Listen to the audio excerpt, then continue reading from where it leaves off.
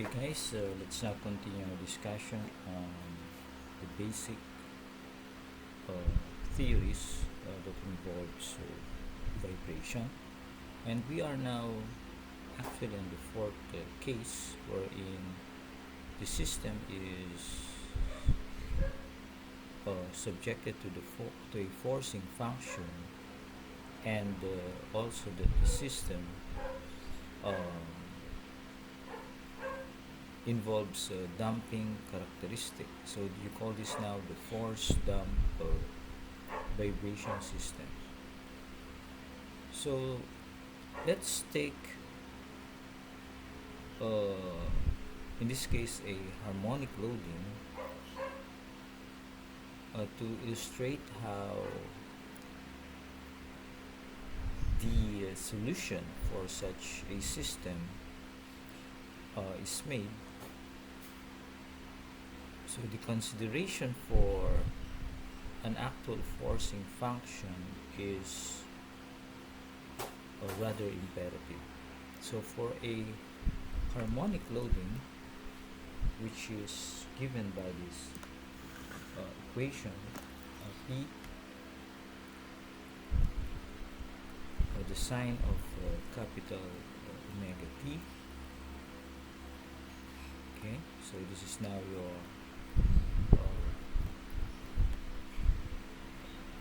forcing function, or the force that is considered in the system, and the damping, okay, term is given by the C y double prime. So if we simplify this into a simpler expression, we simply divide the whole equation by the mass m, then we achieve this particular differential equation of motion. So there's a correction here, this is a y prime only. So the solution is rather very much involved in terms of mathematics. So I will be using a holistic approach, no, rather than an analytical approach, to make the mathematical involvement a little bit less and clear to us. So instead of looking into the situation wherein we will find a solution to such a differential equation of motion, let's look at the solution and try to deduce from it the interrelationship of several variables. So we can observe that the variables that are involved here are multiple, no? So we have the frequency in terms of the natural omega, small omega, and the big omega, the force frequency and the natural frequency, which is related by the frequency ratio R. We also have the damping, okay? So this gives us the force relationship, while the damping parameters are given in terms of your lambda and omega. Okay, so this lambda and omega, of course, lambda is simply the damping ratio that relates your damping coefficient with the critical, okay, a damping coefficient CCR. Okay, and we know for a fact that omega is also related to K and M. So these are all the variables that will constitute the derivation. So it's really very confusing if you will do it in an analytical approach, by an analytical approach, rather than looking into it holistically and then try to interrelate each parameter with each other. Okay, so uh, take note that the particular solution now is not given, no, so it is not given in terms of the sine and cosine.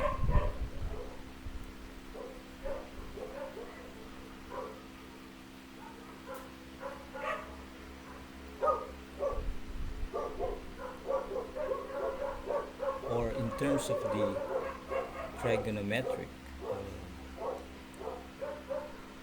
function, sine and cosine.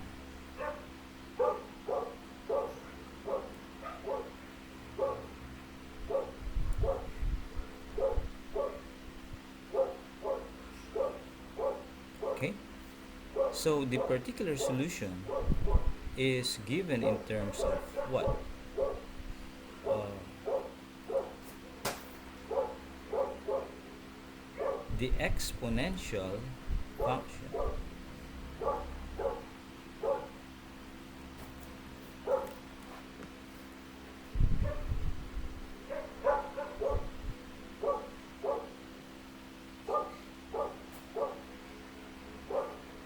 Okay, so these are exponential function.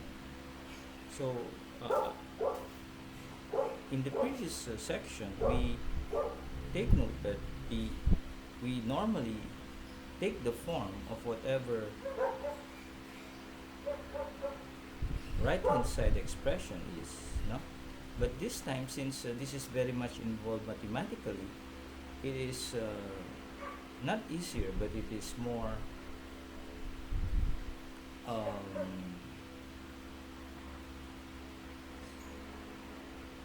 compact, no, or shorter to involve an exponential solution rather than a trigonometric solution.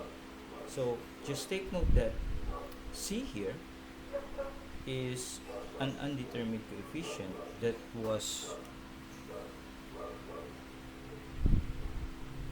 computed to be finally this value here. Okay, so this is your C value.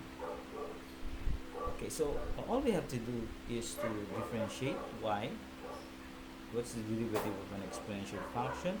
So the derivative of e to the u is simply e to the u du dx. So this is the term that constitute now your du dx here. Okay. Okay, so derivative of c e to the negative I capital omega t is simply equal to e to the negative I capital omega t times the derivative of this u here, which is a negative I omega. So this is a negative I omega. And if I take the second derivative of this one, or simply the first derivative of the first derivative, then I can come up with an I squared term there, which is a negative I squared. Take note that an I squared is simply negative 1. So a negative I squared is a positive 1 there. So positive times a negative will be a negative sign here. Okay? So that's the negative there is actually just dropped. But the negative I squared here becomes now a positive 1. So you cannot see an I here. So the I vanishes to a positive 1 there. But still, your main variable is a negative e to the negative I, or sorry, an e to the negative I capital omega t. And just substitute this here, this here, and this here. You will now get this succeeding equation. But if you will notice again, the capital omega here on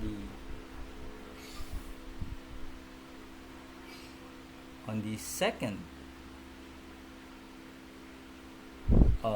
expression here in the substituted dm is related now to another variable, which is 2 lambda omega. So the 2 lambda omega, okay, here the 2 lambda omega is actually related to a square root of k over m and a c over ccr, which was taken from the coefficient of this second expression. Okay, so you might be surprised, why is it so that there's a 2 lambda omega there? Because the c over m here was now related to these damping parameters. Okay, and the k over m was related again to omega, which is simply this one here. So we remember that omega squared is equal to k over m, as defined in our first lecture. And lastly, the p over m sine omega t here was reduced to a simple e to the negative I capital omega t, which is plainly an exponential curve. So the p over m vanishes, since upon doing this equation by getting the value of c will yield to an expression equivalent to this one, or an expression equivalent to this one. So this is a better expression plus than this one, because you can see here an e to the I theta, which again relates, okay, to a trigonometric plane. Okay, so we know that the trigonometric plane has a theta, an angle, an adjacent, and an opposite and an adjacent part, which, if we will take a look, is actually exactly the value of 2 lambda over omega and 1 minus r squared. Okay, so this term here is actually the hypotenuse, okay, the hypotenuse of this trigonometric representation of e to the I theta, while p over k here was converted from p over m as by using the interrelationship of m, omega, and k. Okay, so this is how a holistic approach is done if you are not ready to do a lot of mathematical preliminaries, a lot of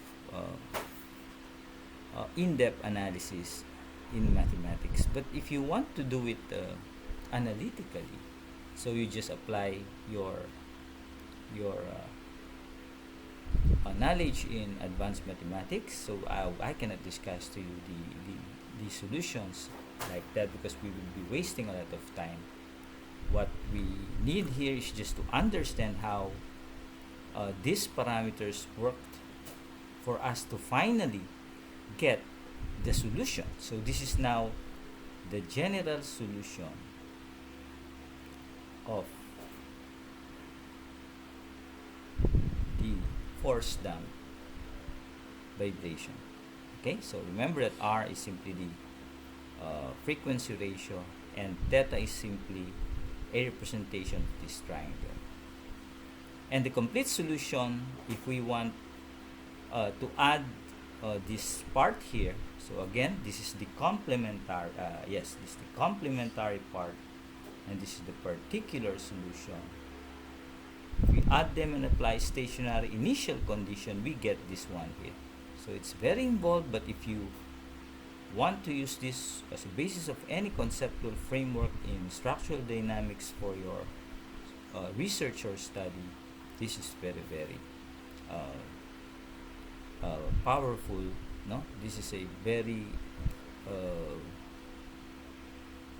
uh, strong conceptual uh, framework that you can use to solve for the response of a force dump vibration system. And normally in the software we didn't use a force dump analysis, no. So but in cases wherein we really need to determine the response of a system with a forcing function and a damping characteristic as given by the parameters involved, you may use this equation. Or in general, if you want, there's no initial condition, so you just drop everything that is not included, no, in the complementary solution. Then this is very much similar to the Duhamel integral due to impulse load. So this is actually not the same, but very similar to an impulse load. Okay. So I'd like to end my discussion there, and we continue some more concepts, principles in the theory of vibration in the next video. Thank you very much.